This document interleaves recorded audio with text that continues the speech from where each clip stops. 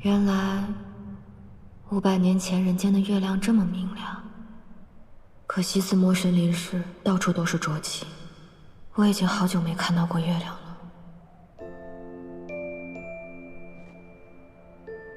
生为魔胎，身负邪骨。这邪骨究竟生在何处，长什么样子啊？究竟哪一根才是邪骨？没摸出哪块骨头有什么不同啊？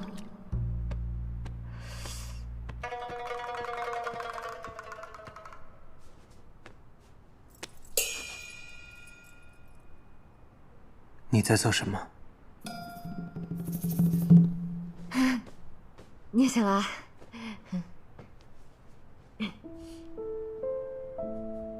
叶希雾，你又在玩什么花样？你管我玩什么花样？你既然醒了，就赶紧起来穿衣服，别泡在水里面装死。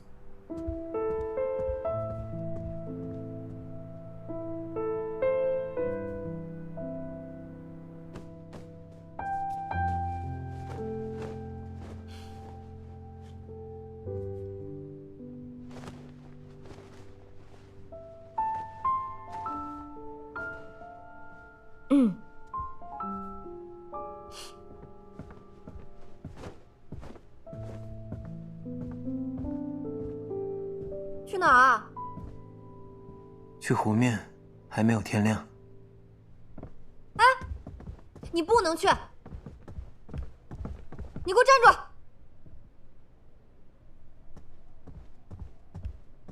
今日不许去了，以后也不用去了。为什么？你是我的人，天天跪在外面人来人往的，不是丢我的脸吗？那真是抱歉了。我累了，我要睡了，你不要跟我说话。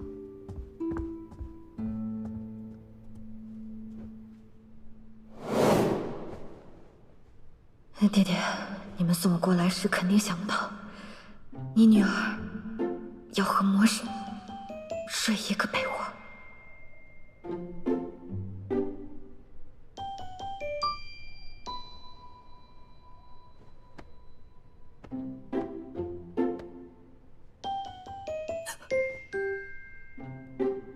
你站着干什么？快点做，做完我也要睡觉了。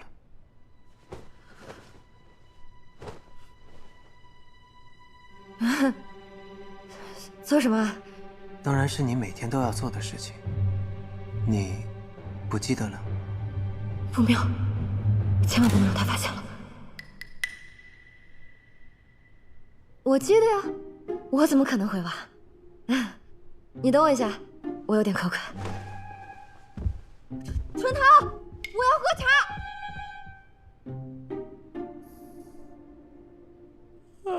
春桃，你快告诉我，我每天晚上和谭台烬都要做的是什么事情？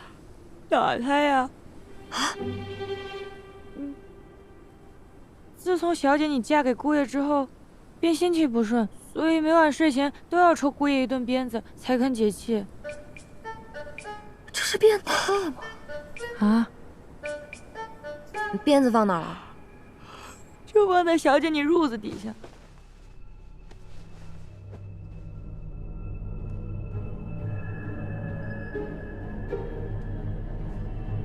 要抽多少下？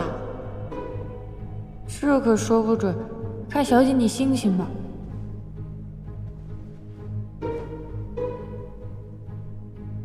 这么长的鞭子，叶希雾，你果然是个变态。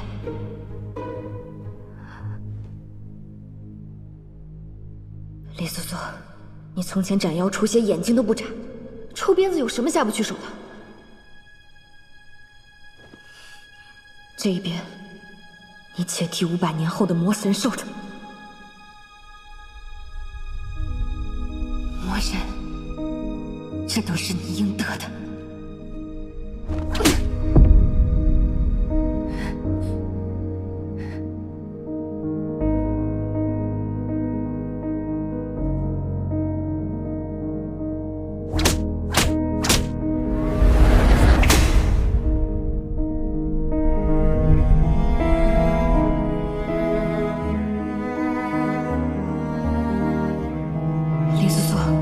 你到底在干什么啊？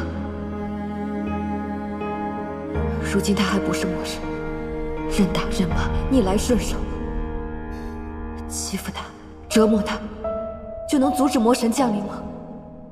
这样只会让你心中更加难受。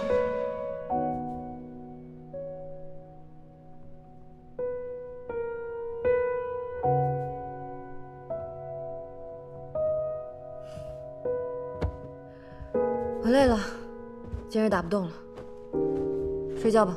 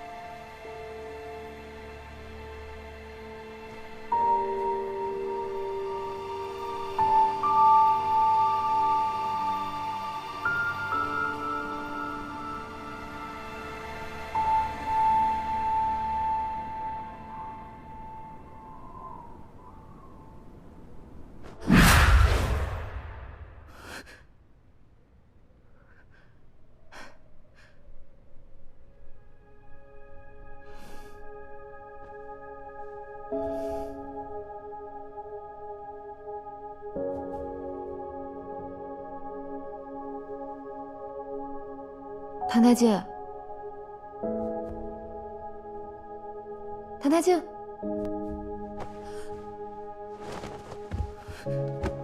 谭太介，谭太介，谭太介，好疼！糟了，冰天雪地里跪了4日，还挨了那么多鞭子，凡人之躯怎么吃得消啊？林素素啊，林素素，这回你可闯大祸了！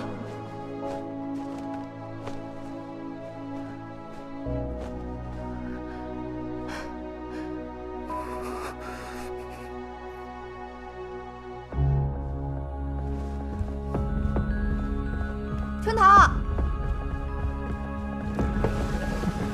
春桃，春桃，你睡了吗？春桃，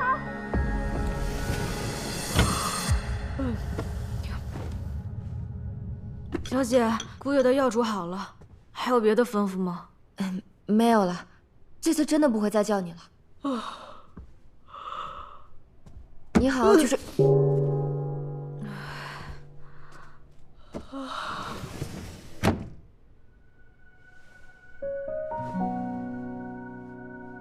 谭太介，谭太介，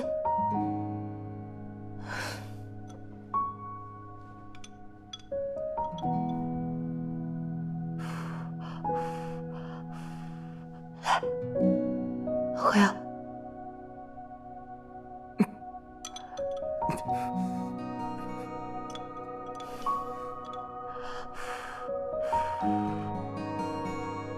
啊！小魔神已经烧迷糊了，也不知道这人间的草药管不管用。张嘴。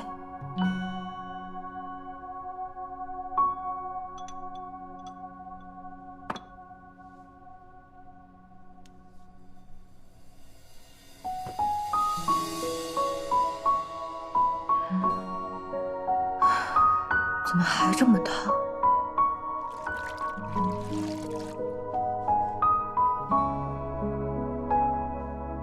小时候我发热，爹爹就是这样给我敷冰帕子的。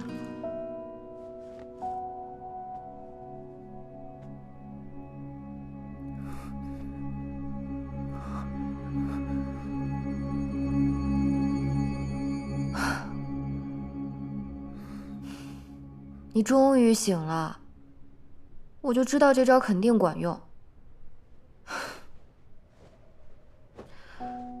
行了，你好好休息吧，我去睡了。啊，我真是欠你的。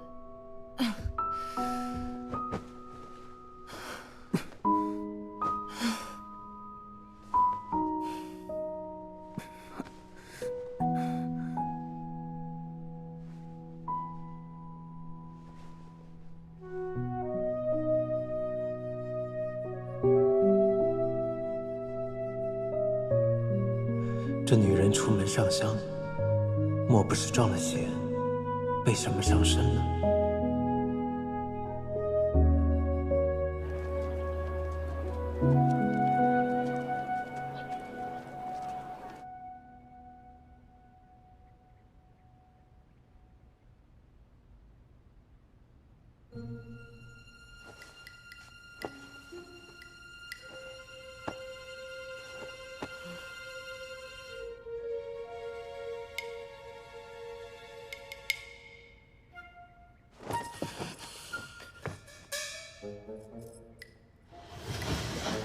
小姐，昨晚折腾了半宿，怎么不多歇息会儿？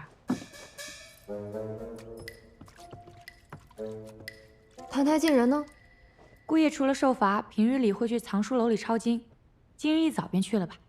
哦，谭太监，这份救命之恩你赖不掉也躲不了，给我好好记住，有朝一日你得拿命来偿。什么时辰？快到50了，老太太、老爷、大少爷他们已经到饭厅了。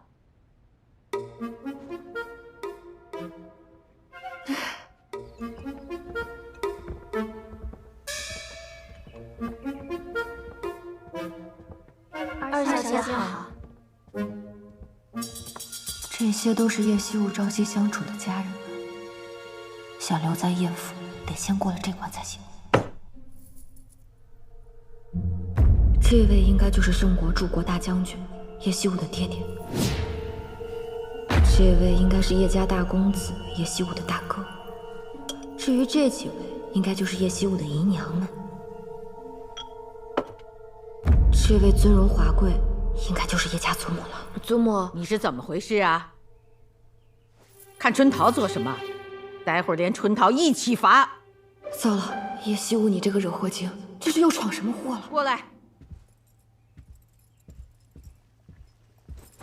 糟了，不会是要挨手板吧？你这是想急死我呀！这么冷的天，你连件挡风的衣裳都不穿，就在外面跑来跑去。你们看看，这穿的都是些什么呀？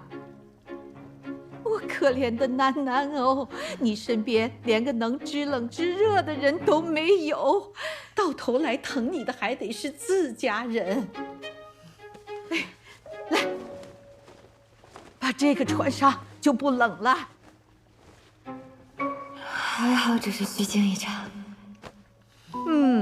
这才像个样子。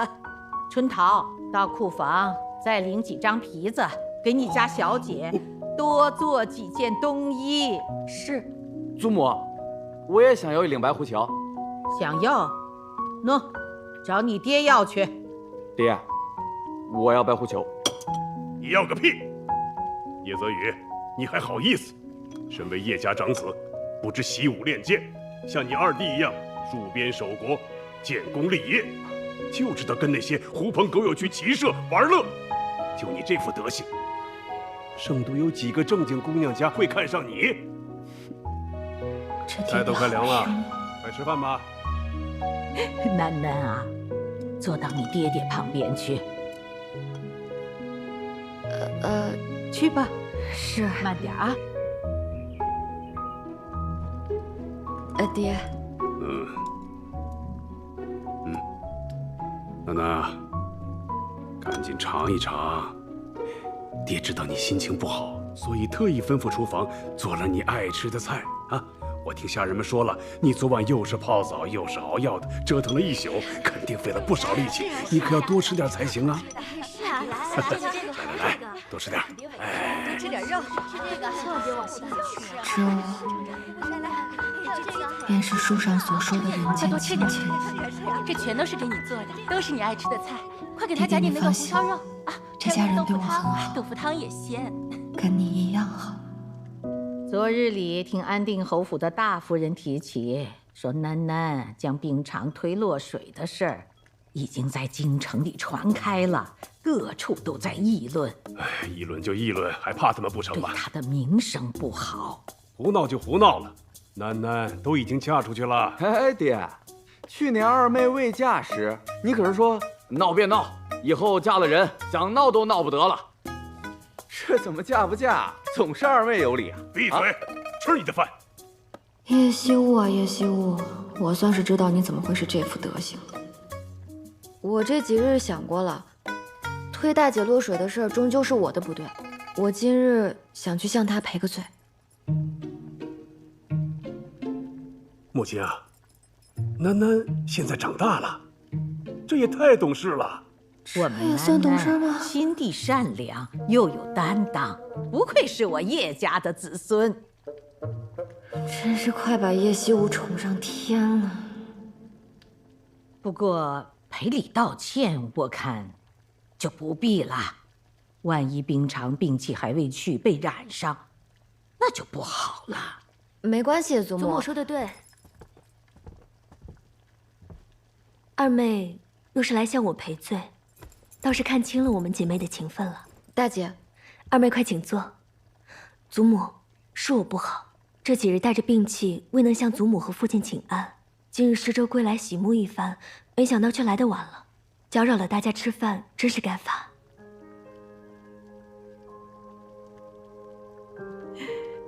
楠楠，听见了没？你姐姐都说了，不用去赔罪了。冰长，坐到泽宇那边去吧。谢祖母。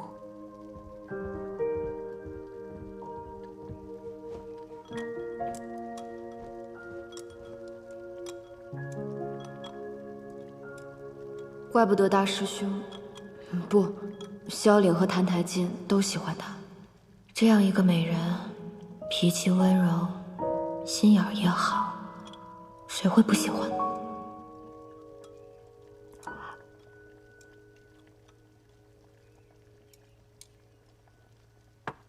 谭台烬人呢？怎么没来吃饭？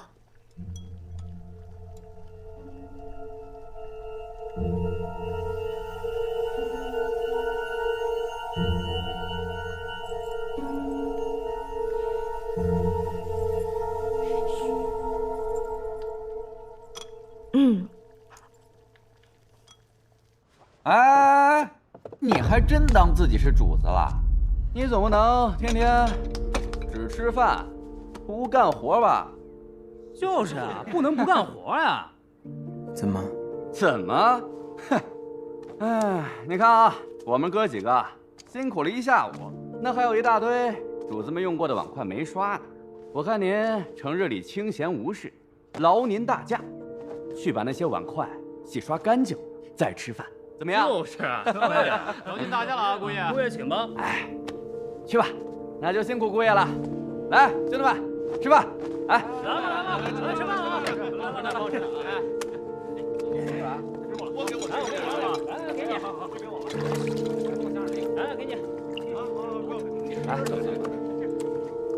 所以谭台烬自从入府，从未和我们一起用过饭，都是在厨房和下人一起。是啊，小姐那么烦他，哪还有胃口吃得进饭啊？不过我听说姑爷平日里也不大能吃饱，下人们都是看人眼色行事的。小姐你平日里怎么做，他们就跟着怎么做。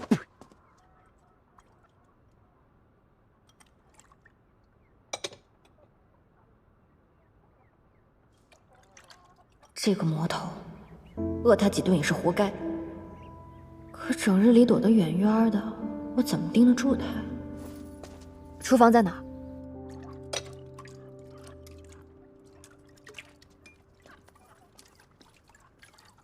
哎，我跟你们说啊，这有些人呐，他就是主子的身份，奴才的本分啊。就是啊，那叫啥来着？贵人见命啊！贵人见命。过得其实啊，还不如咱哥几个呢，是吧？就是啊，咱哥几个哎，吃饭。这个香，哎，真不错。哎，你们说，就他这种人啊，活着有什么意思呀？要我说啊，不如早点死了算了。叶惜雾平日里就是这样纵容下人们刁难谭台烬的。对啊，死了算了，不如死了。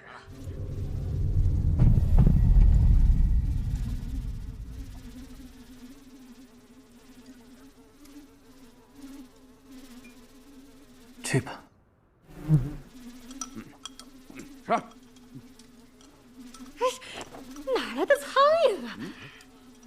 大冬天的，这哪来的苍蝇啊？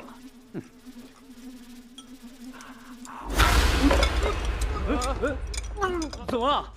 出什么事了？哎，喝水啊！没事吧？没事吧？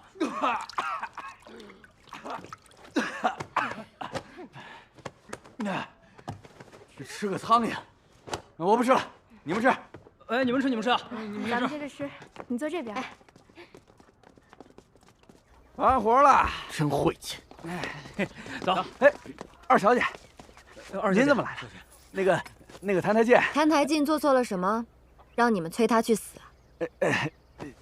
小姐，我方才让姑爷去刷碗来着，那桶里都是哥几个昨天晚上特地从湖里砸出的冰疙瘩。嘿嘿，哦对了，还顺手啊，泼了姑爷一身水。昨晚没冻死他，但是今天让他多洗会儿，保管他连手指头都能冻掉。嘿嘿，而且今天也没给他吃饭，只留了一桶泔水。你们平日里就是这么欺负人的吗？人本无贵贱之分，可有人甘愿自轻自贱，一辈子当个奴才，还非要踩在别人头上找那一点乐子？看到别人过得困苦，就这么让你快活吗？小姐，您别当真啊，这不哥几个想替二小姐出气，对您我们肯定是绝无二心的呀。今日你敢对谭台烬这么说，不过是其他无人凭依。哪日叶家败落，你们是不是也敢对祖母爹爹对我这么说话？不，小的不敢。二小姐教训的对，二小姐教训的对，二小姐教训的对，二小姐教训的对，二小姐教训的对。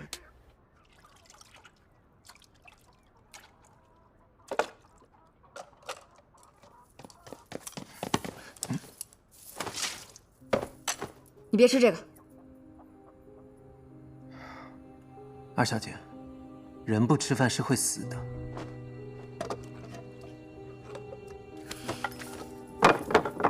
这些东西不干净，那些家丁都不知道往里面加了什么，你吃完会生病的。比这个更脏的我都吃过。他们方才那样说你，你连句反驳都不会吗？你一个君王之子任奴仆欺辱，你一点羞耻之心都没有吗？羞耻之心，那种东西对我来说毫无意义。比起羞耻之心，还是这碗饭来的更重要。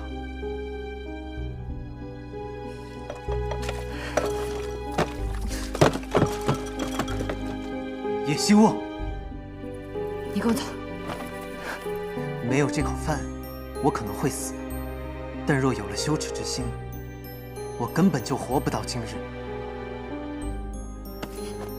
少废话，跟我走。把这碗饭吃了，然后该干嘛干嘛去，不要整日病恹恹、瘦骨伶仃的，一个不小心就病死了。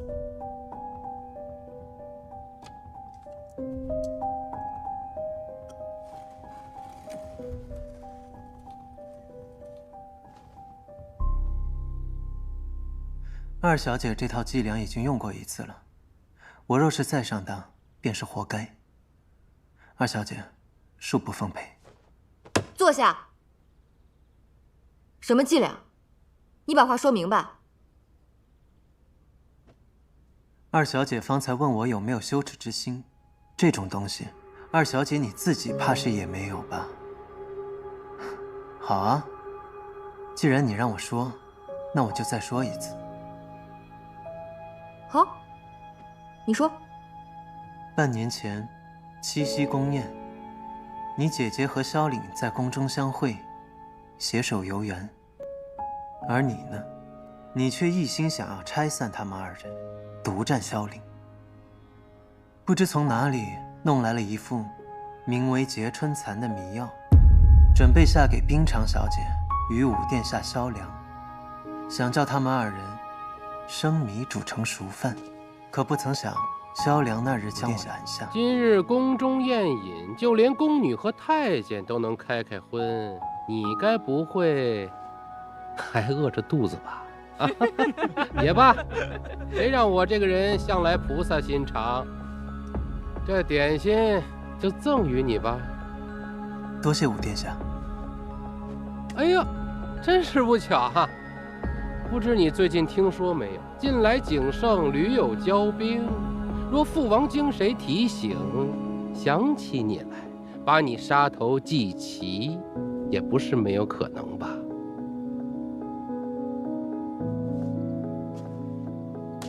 哎呦，忘了，你喜欢吃碎一点的啊。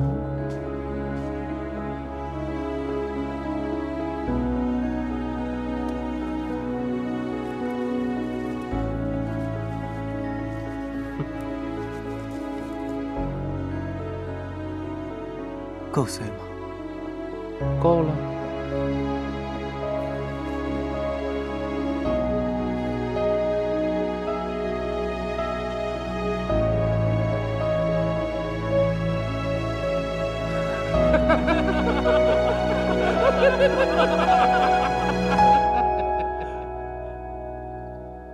可我刚吃下不久，就感觉头晕目眩。这时你突然出现，抱住了我。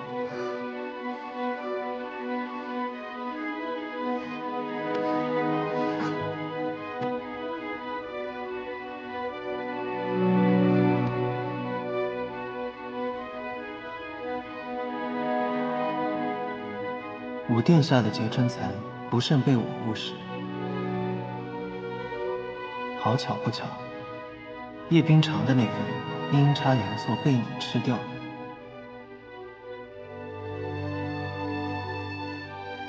宫中见证之人众多，叶将军只得请旨，为你我赐婚。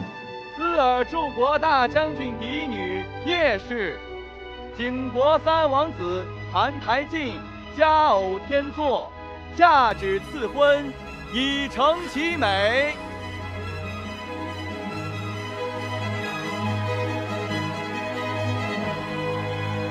后来，你将此事原委告知于我，从此，你就以戏弄、折磨我为乐，愈发的扭曲、恶毒。叶修啊，叶修啊，你都做了些什么？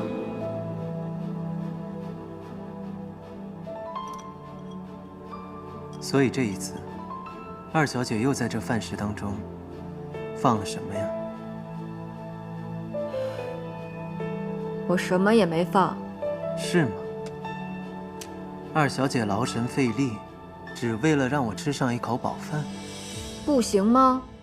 澹台烬，我告诉你，你想把自己饿死，门儿都没有。给我好好看着。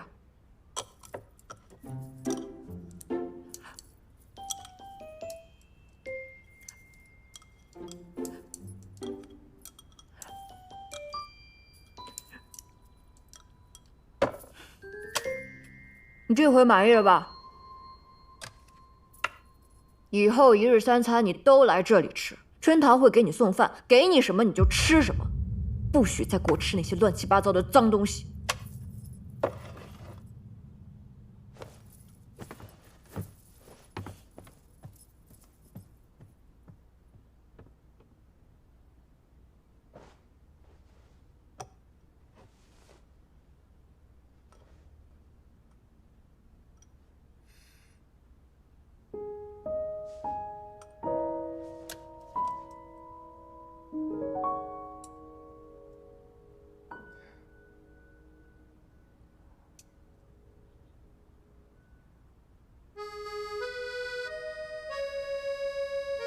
好像真的只是一碗饭。这女人究竟是怎么了？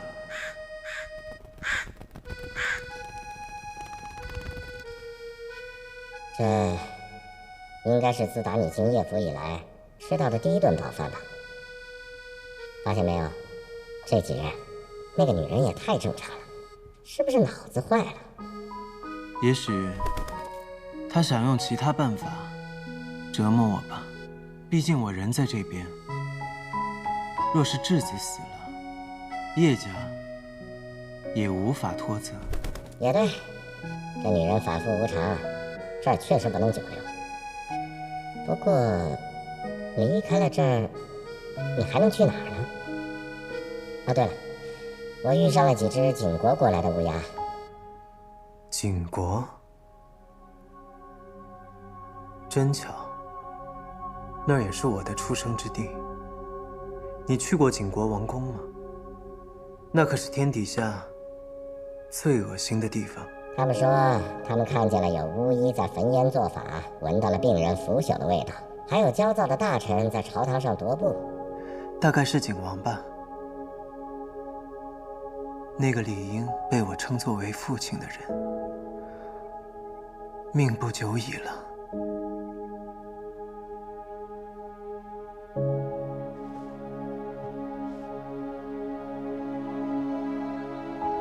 可我连叶府都出不去，那些东西也与我无关了。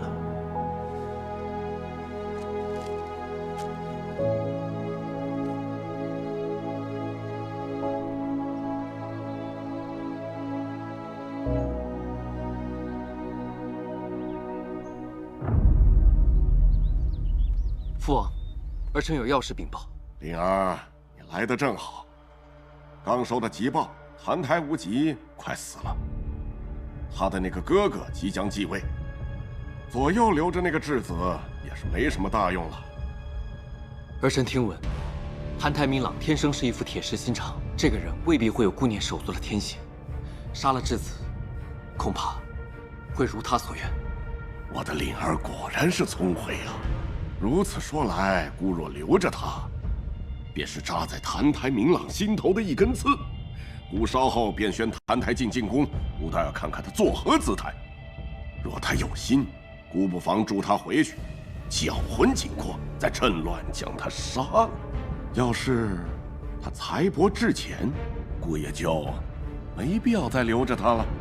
届时找个年岁相当的送去景国，只要澹台明朗信为真，那么真伪有那么重要吗？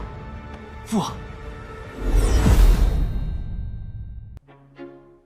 他和鸟说话？是啊，还有苍蝇和蚊子。那天姑爷路过湖边，岸上趴了一只蛤蟆，他俩还聊了一会儿呢。咱们姑爷可真是个怪人，和一只蛤蟆都能聊那么久，自言自语说什么？湖边的下人人来人往的，都指着他笑呢。你别再调皮了。这都些什么乱七八糟的？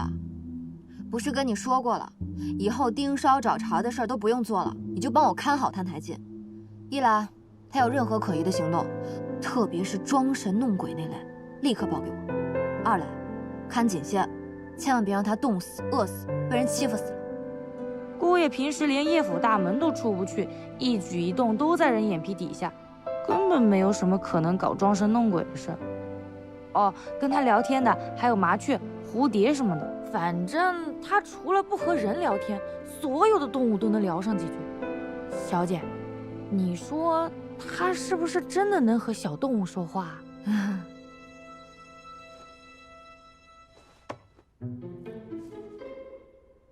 我看你是太累了，你这几日还是先休息一下吧。小姐，我是真的看到他们两个在讲话。或许是整个府里没有人愿意和他讲话。这人啊，若是一年到头不说话，会憋坏的。这么一想，姑爷也怪可怜的。难不成是因为憋久了，心性扭曲才变成了魔神？不行，我得去讨讨他的话。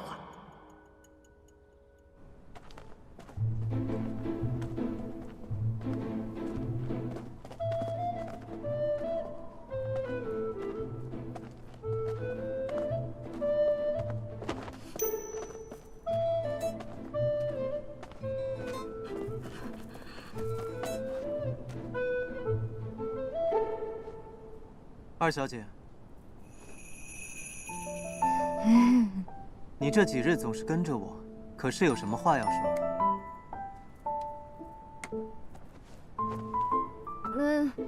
你猜对了，我这几日闲着无聊，就想找个人说说话而已。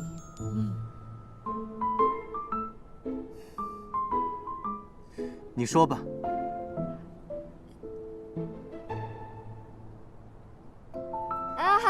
今天天气不错嘛。好凉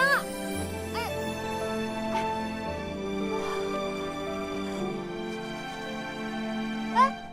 谭太剑，谭太剑，你平日里到处受欺负，心里是怎么想的？不想。怎么可能？人受了侮辱，心中必然会生气、生恨。你就没有想过要做点什么？比如杀了我？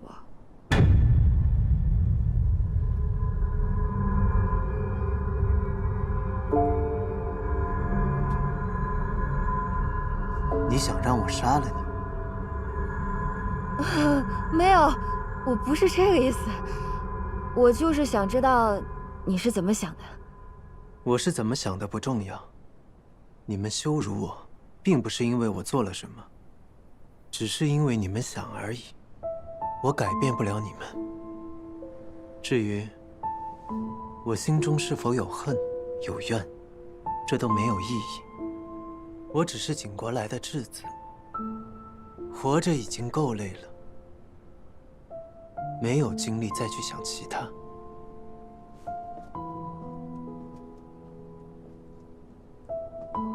这里是500年前，小魔神的确没做什么坏事，或者说他还没来得及做坏事，反倒是别人总对他做坏事。也许他会成为魔神，真的只是一连串的悲剧。只要有一个人肯拉他一把，在乎他，关心他，他又何至于堕入魔道呢？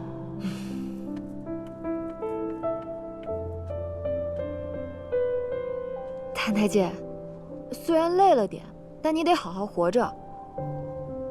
你要是无聊的话，可以找我呀。人要是憋得久了，很容易憋成变态的。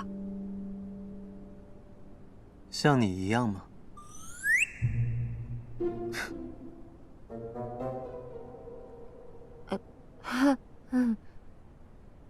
你方才笑那一下就挺好看的。这府里上上下下这么多人，总会有人喜欢你，愿意和你搭话的。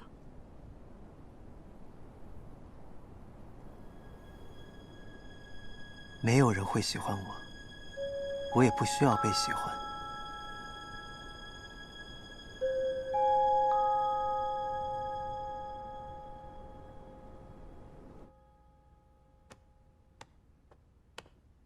小姐，小姐，你看，我把京中的成衣店都逛了一遍，买了几件厚冬衣回来，你给姑爷挑挑。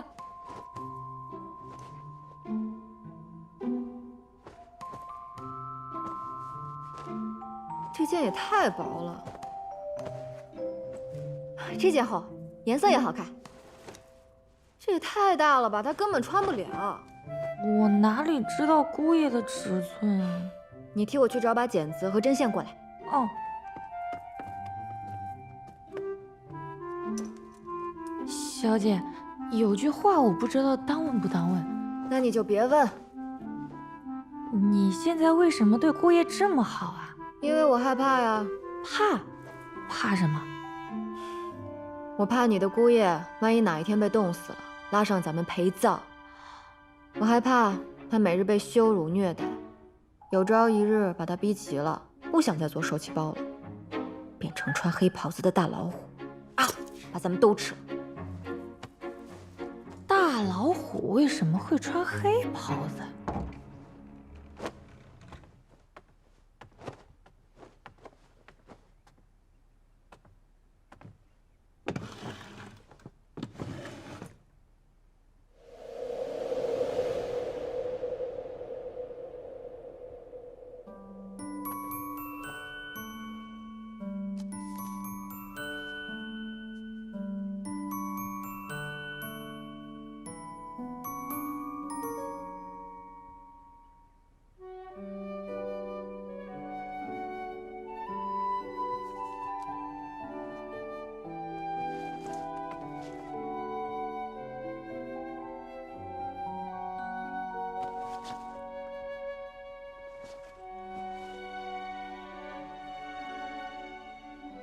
这是给我的衣裳。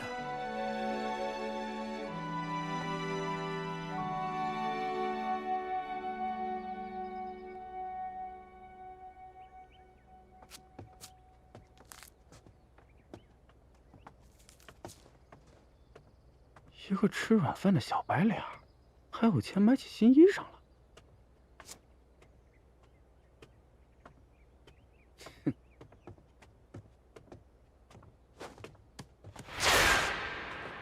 站住！哟，澹台烬，怎么了？我的衣裳被你割破了。啊？破了？这才叫破嘛！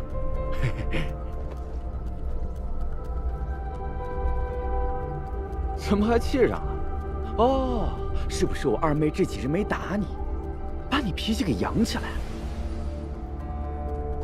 还敢瞪我？我们叶家给你锦衣玉食的日子太安生了，让你学会跟主子耍横了。信不信我现在就打你？为什么要打人？不是你拉我干嘛呀？我刚还帮你把那个小白脸的衣裳给刺破了，你看他那得瑟样。叶泽宇，掏钱！爹爹没教过你，划破别人衣裳要再赔一件吗？不是，秀你吃错药了。你给不给？不给我就去告诉爹爹。我给你，见色忘义！呸！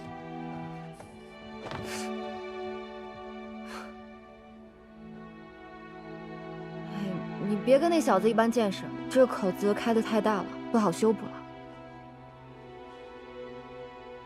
你这衣服没法再穿了，再买一件吧。这是你送给我的，就是我的东西。好，你留着，我让春桃再给你买件新的就是。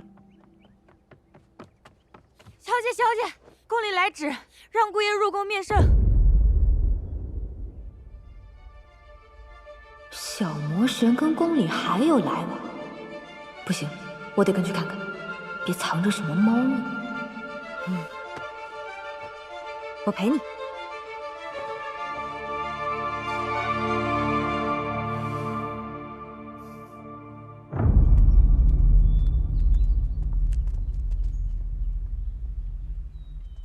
传澹台进，殿前觐见。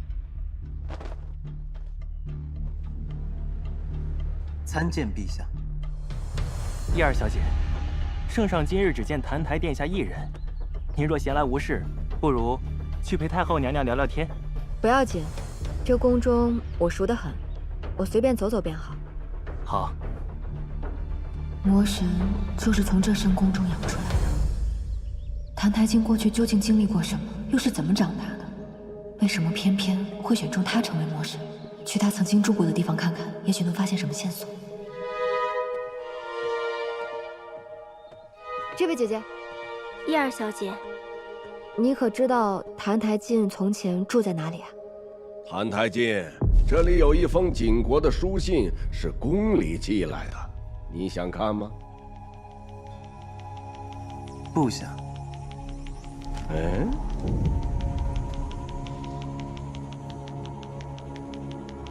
想要得到亲人的音信呢，是人之常情。你说不想，反而诈伪了。景国与我远在千里之外，此生再不踏足；景王与我也已遥隔20载，此生再无相见。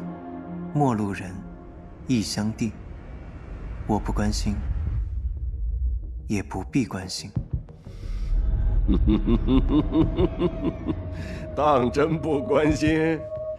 你可知景王澹台无极就要病死了，你的兄长澹台明朗被封为了储君。原来如此。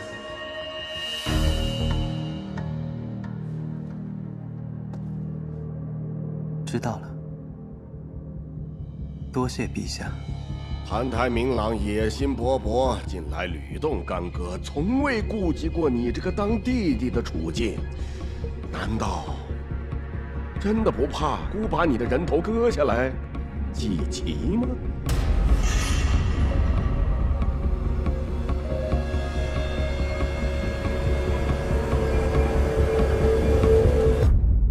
澹台明朗于我而言，不过是有着兄弟名分的陌生人，他自然不会顾惜我的性命。若陛下拿我祭旗，只怕震碎了他的心意。哦，他如此不容你，难道你就从没有想过要回到晋国，取回属于你的一切吗？原来是想玩鹬蚌相争的戏码。陛下，我离国去都10数载，身如飘蓬，景国臣民认的是澹台明朗，景国没有我的容身之地。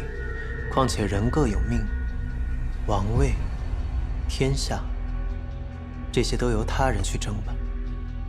我命该如此，能苟全活着，就已经知足了。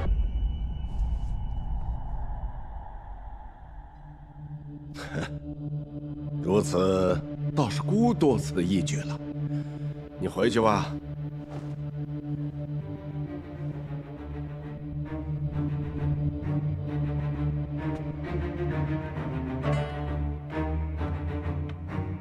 此子铁石心肝，故每次见他都倍感不适。难怪澹台老儿对他毫无顾惜。如今他既不愿为孤效力，也是废子了。派人盯着看好他，留着他在始终是个祸害。上次说的那件事要抓紧点办了。是，陛下，奴家已经安排下去了。谨慎点儿，准备个样貌年岁相当的，不要露出破绽。到时候既可敲打一下叶家，还可以扰乱晋国。陛下圣明。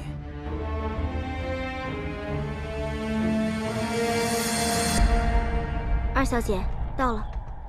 澹台殿下在被接去叶家之前，一直是住在这里的。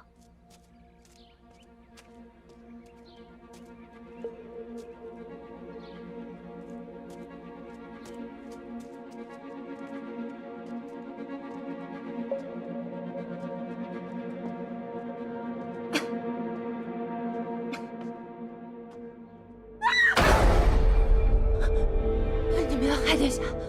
你们要害殿下！他们要害殿下！这位嬷嬷，这么冷的天，你为何坐在地上？二小姐，这是迎新嬷嬷，听说澹台殿下便是她抚养长大的，又随澹台殿下从景国来到了这里。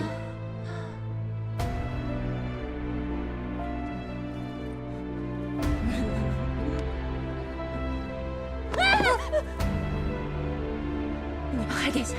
你要害殿下！你要害殿下！是澹台烬吗？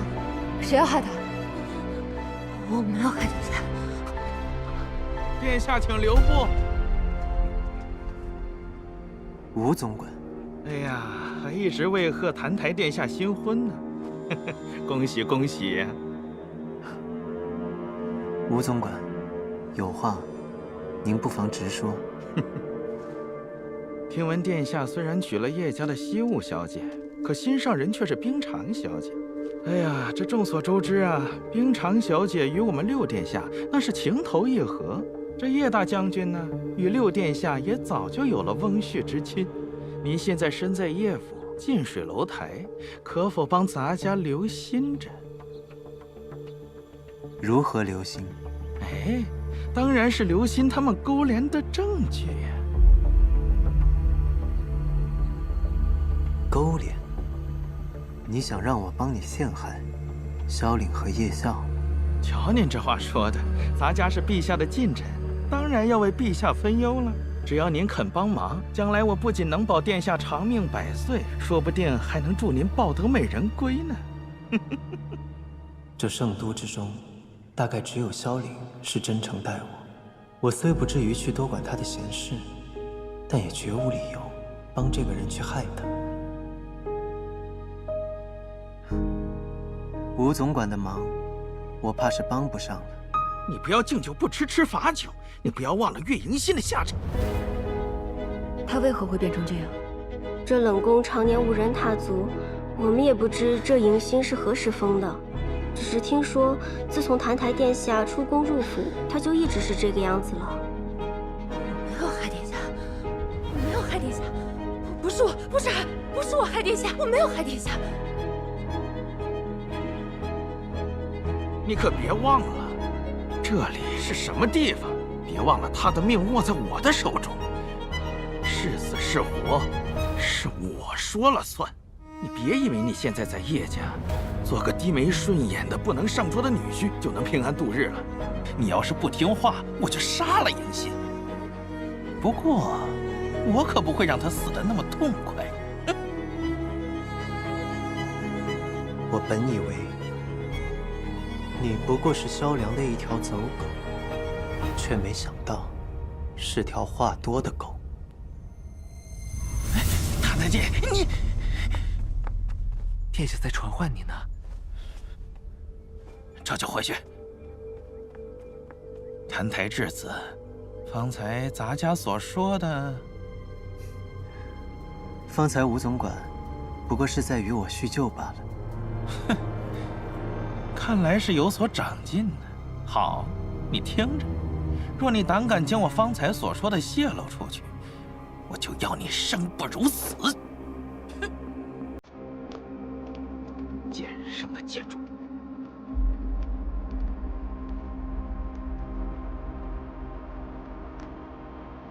这吴总管话太多了。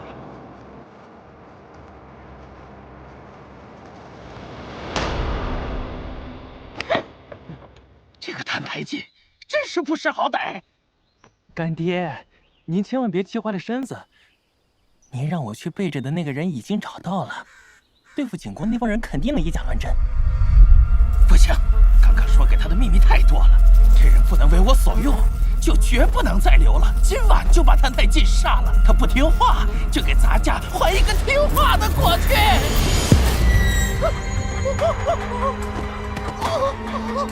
干爹，干爹，干爹！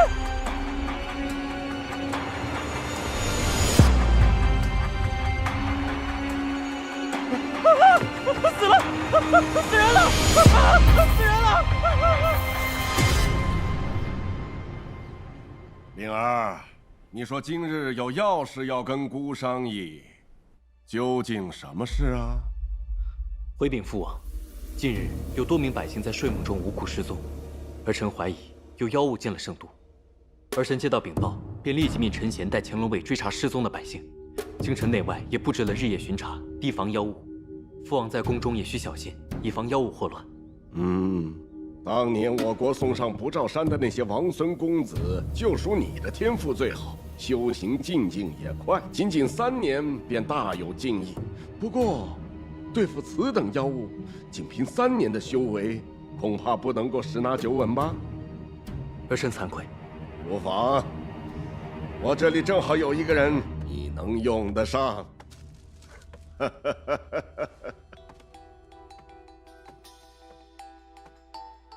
六殿下，别来无恙。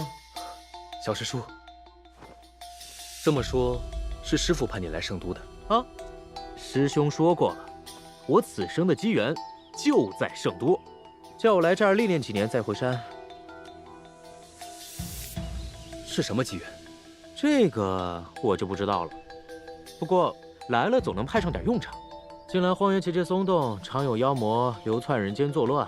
你也知道，我们逍遥宗呢，历来喜欢管这些闲事儿。这可不是闲事，是事关百姓性命的大事。父王既封你做太常博士，以其为官，自然该庇护一方百姓。眼下恰逢妖物作祟，还请小师叔助我尽快平定祸端。风水轮流转呢，我在不照山是你的师叔，来了圣国就只能当你的下官喽。不过圣国官员的俸禄也太寒酸了吧，养我一个都养不活，何况我还拖家带口的。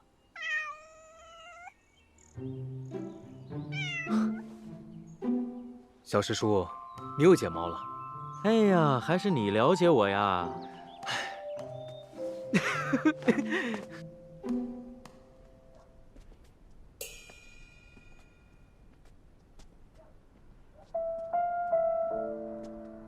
小魔神在宫中过得并不好，所以他才会那么悲观无望。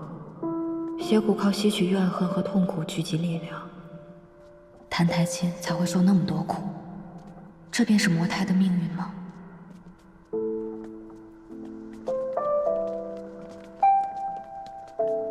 楠楠，这么晚了，怎么还在外面吹风啊？多冷啊！阿爹怎么这么晚才回来？太辛苦了。知道心疼爹了？你真是长大了。哦，对了，最近没有什么事，不要出去闲逛了啊。为何？都城内外都不太平，有百姓在睡梦中失踪，似乎是妖物在作祟。今天宫里还发生一件怪事，跟随陛下多年的吴总管出事了。他跟谭台烬聊了2句，回去以后就死了，耳孔流血，死状蹊跷得很，还从耳孔里爬出一只蜂来。风？他和鸟说话？是啊，还有苍蝇和蚊子，他俩还聊了一会儿呢。哎，不跟你说那么多了，也吓得我的宝贝女儿睡不着觉，早点休息吧。嗯。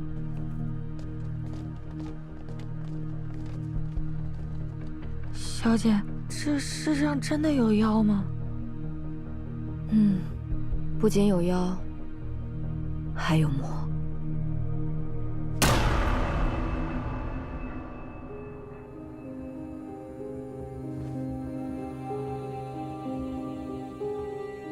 哪怕是离开皇宫，躲到叶府，他们依旧不肯放过。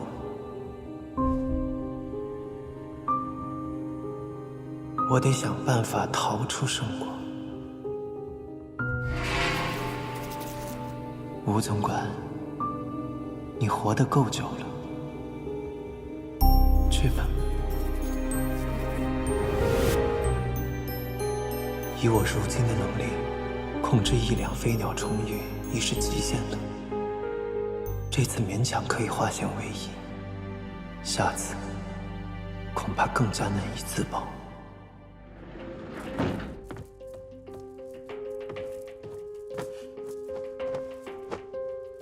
如何才算苏醒？小魔神现在没什么能力，如果是他干的，一定是什么法器、符咒之类的万物。凡是想杀人，肯定会留下蛛丝马迹。二小姐，二小姐，什么都没有。二小姐有何不满？不行，我还要再炸他一下。宫里的吴总管今日暴毙，你知道吗？我听说你在出宫门前被他拦住了，他跟你说了什么？没什么。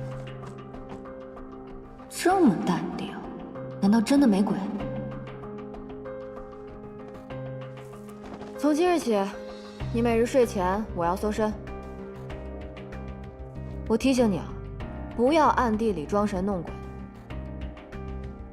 二小姐现在的兴趣真是越来越有趣了。你少管我！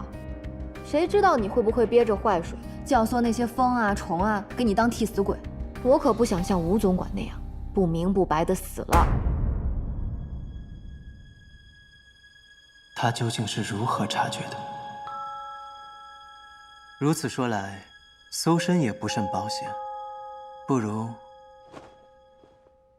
我全都脱了，好让二小姐安心啊。你脱，我又不吃亏。一日夫妻百日恩，我什么没见过？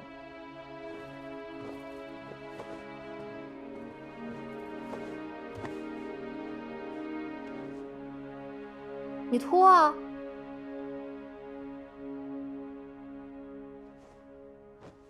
不脱了，要不我脱？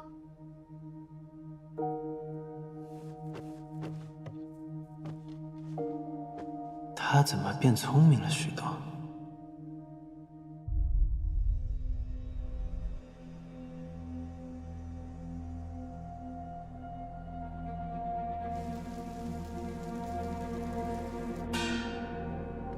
天干物燥，小心火烛。天干物燥，小心火烛。天干。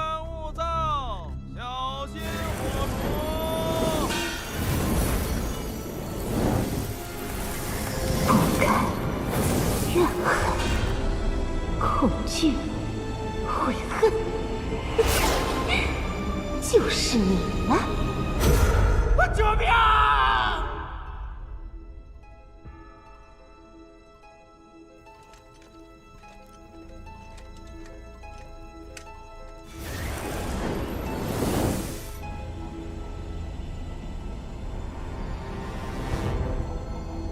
果然，这世上没有哪里比这深宫拥有更多噩梦的。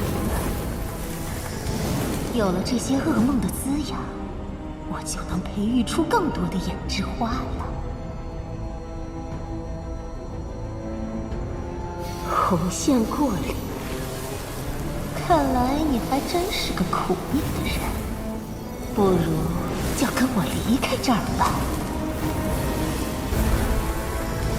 似乎还有一丝特别的气息，竟在这宫墙之外。反正天还没亮，不如过去看看。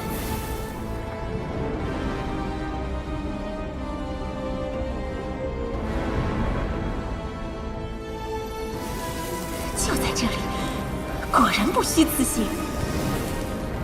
这气息好特别。本来就是我的，殿下别走！小美人儿，你分明是人，身上却有妖的东西，真的很有意思。看来今晚收获颇丰啊！你也跟我回去吧。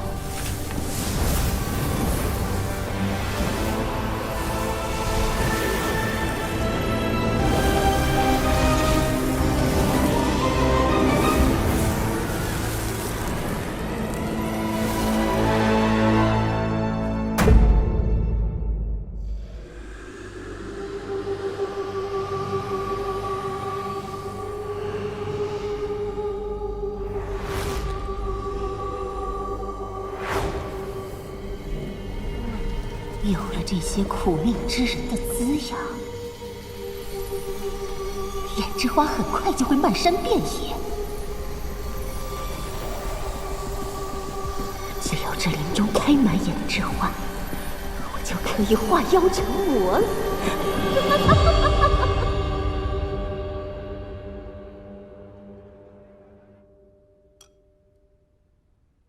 京中闹妖怪，吴总管横死，究竟与小魔神有没有关系啊？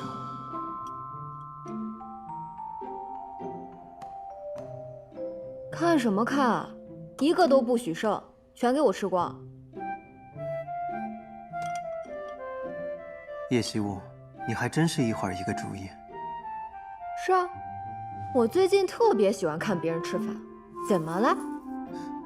到了月底，你要是长不了3斤肉，就等着挨揍吧你！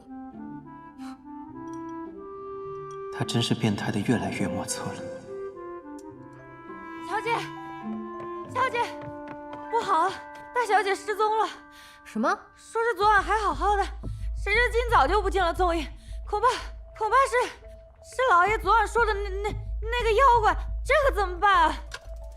你别急，慢慢说。将军请了太常博士来府里驱邪捉妖，说是6殿下也来了。我去看看。对萧岭的兴趣倒是没变，也好，这样吴总管的事就不会有人在意了。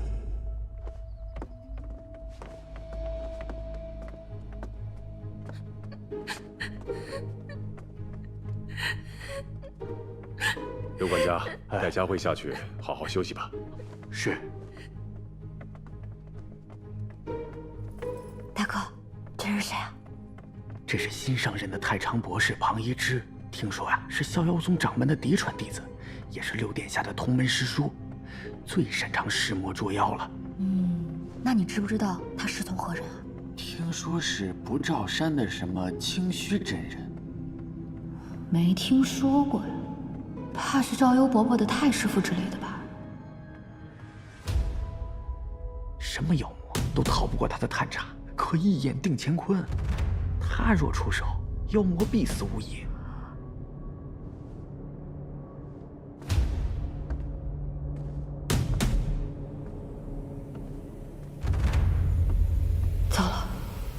人是逍遥宗高徒，若被他识破澹台镜身怀邪火，把他处死了，岂不乱套？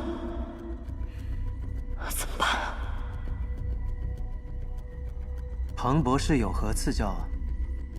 小师叔，他怎么了？庞博士，这公子，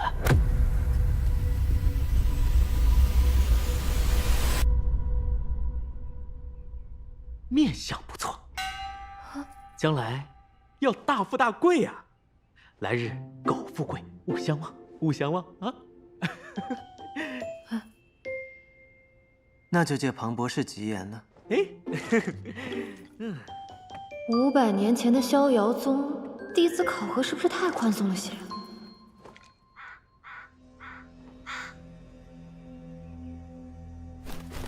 庞博士，转了这么久了，有没有什么发现呢？回将军，眼下虽没看出什么头绪，但好在府内的诸位应当没有什么大碍，请将军允许在下于府上布阵施法，寻找那妖物的踪迹，寻回大小姐。好，那就拜托庞博士了。你是说，那个修为不错的大妖，把人带到了南郊的半枕山中，还把这些人用来种花？对，叶冰蝉和银心也都被那个大妖带走了。不过看起来那个妖物暂时还不着急取这些人的性命，不如将这些线索告诉他们，让他们去就好了。我知道了，你去看看叶希雾他们在做什么。叶希雾最近异常敏锐，他已经怀疑上我能控制鸟兽了。现在告诉他这些，无异于主动认罪罢了，何必惹祸上身呢？锁妖阵，是在这儿。下一步怎么来着？这个棋插哪儿啊？白棋属金。这儿插过了，那儿也不对。不对呀，不是这儿。这半吊子的阵法能行吗？算了，求人不如求己。还好之前被爹爹逼着画过几年的符，如今没有法力，刚好可以解燃眉之急。庞博士，借你几张符纸用用，反正为了大家好，相信你不会介意的。